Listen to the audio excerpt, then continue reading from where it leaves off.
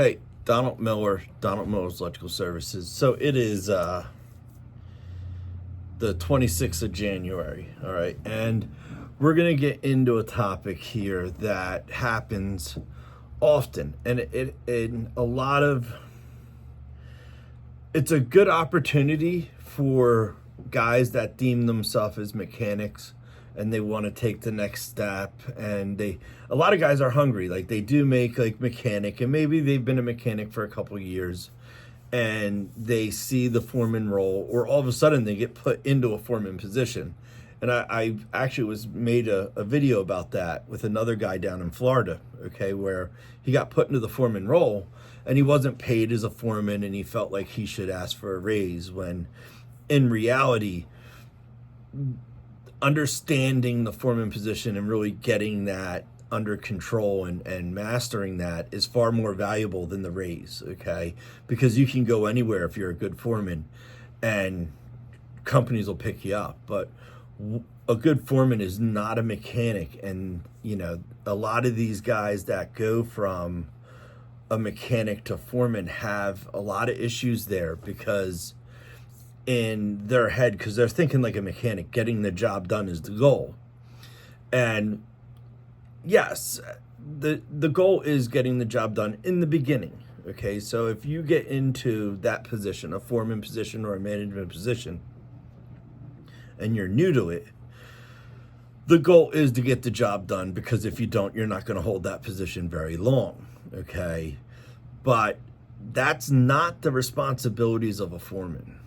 Okay, the responsibilities of the foreman is to utilize every asset that you have correctly. Okay, everything from inventory to the time clock to what mechanic their strengths are, their weaknesses are, helpers, strength, weaknesses, and if they are going to be your helper for a while, getting them on a decent education program while they're on site, mechanics, working out the bugs of the mechanics. These all fall into the role of being a decent foreman. All right. And if your goal is just to get the job done as a foreman, you might not be a foreman very long, because you're really losing a lot of the other demands that role has. Okay, so typically when we have a guy that's a mechanic and they go into the next level, okay, and they get put into a foreman role or a management role, okay, in the beginning, yes, just getting the job done is number one.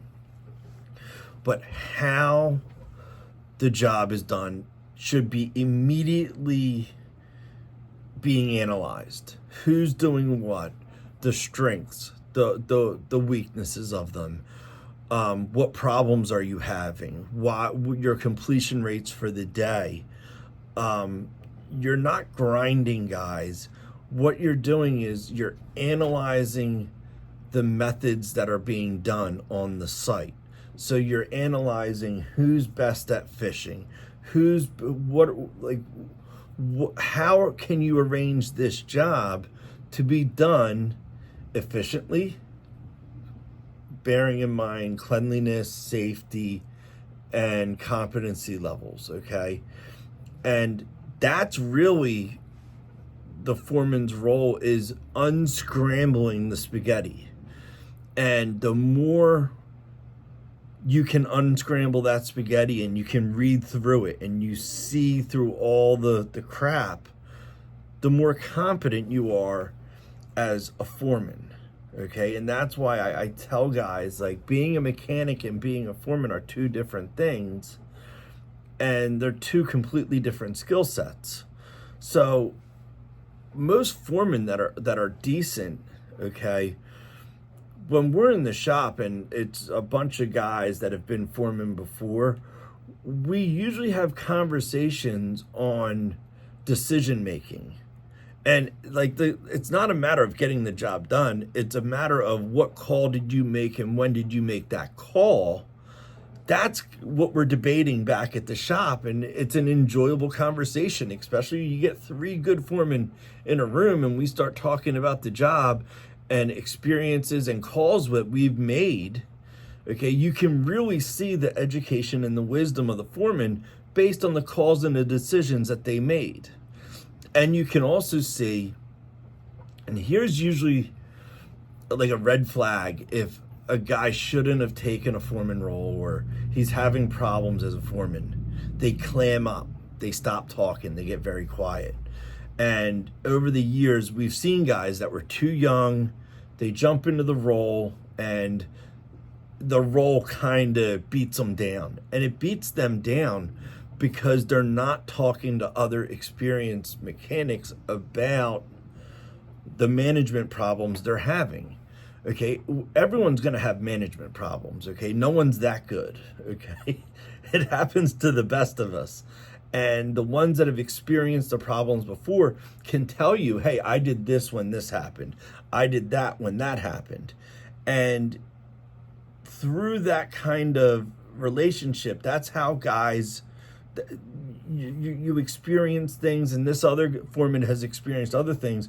Well, we talk about it and we can share experiences. So when something blindsides us, we're just not going over our own decision. We're not making a call without experience. We have other guys we can call and talk to and relate with, okay? When a guy shuts down and stops talking, it means the position is overwhelming them, okay? And that's when you kind of have to kind of grab them and jar them loose and try to get them to open up and talk to you. And some guys open up and they spill the beans and they say, I'm having problems here, here, here, and here.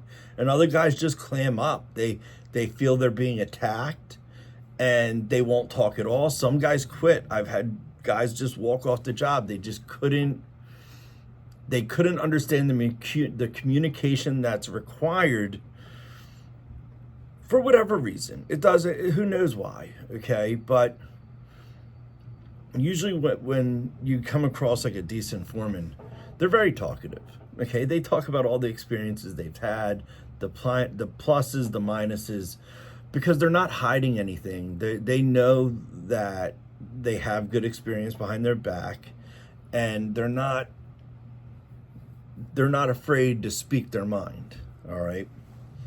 So, yes, going from mechanic to foreman is a completely different skill set if you're gonna stay in foremanship and become a valuable foreman.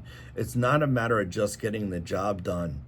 It's more a matter of playing chess, okay? And the more you can play chess, the better you become.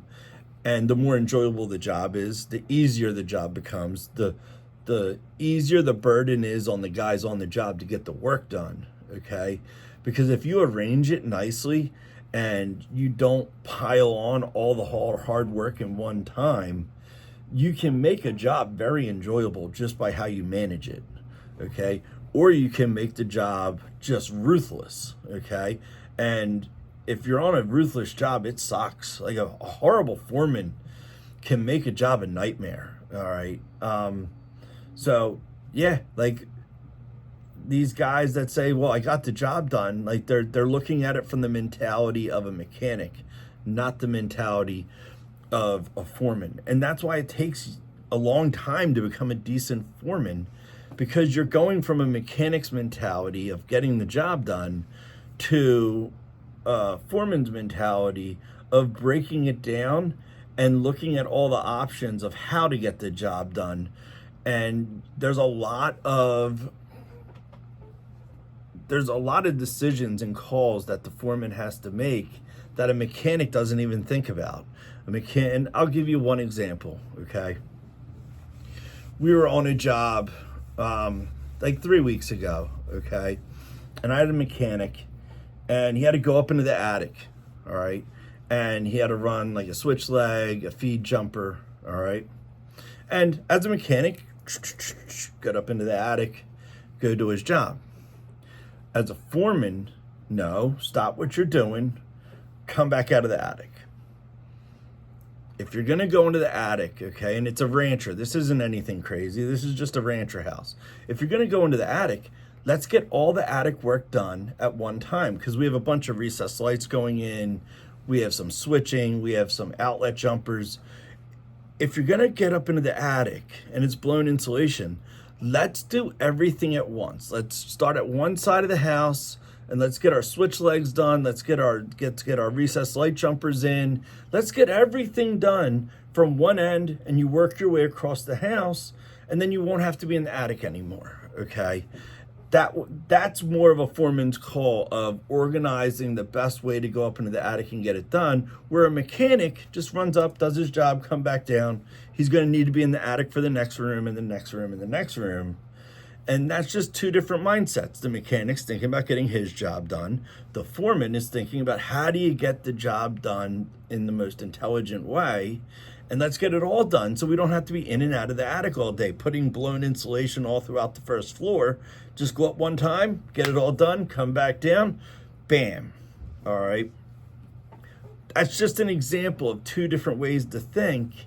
But when you apply that difference to larger jobs, that's where you see the difference in the roles, okay? And that's where you can see how valuable a good foreman can be. A good foreman, sky's the limit on value, all right?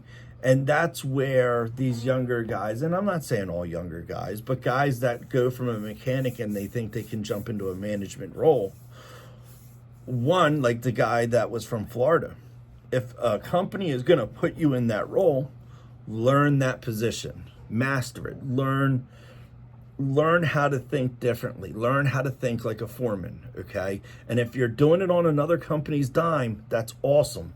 It might take 6 months, it might take a year to understand the position. As far as that position, you'll learn for 15 plus years. You'll see foremen that have been foremen for over 20 years.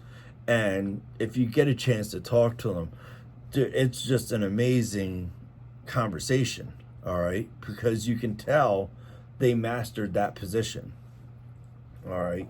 So if it takes 6 months to a year to learn it, then you really can start breaking the different skill sets into whatever job you're doing, all right? So, and yeah, it is tough. And I see the frustration on some of these guys that they just don't understand. And sometimes it just takes a long, you just need more experience to understand the role. And as you gain more experience, then you'll start seeing the value of being a good foreman.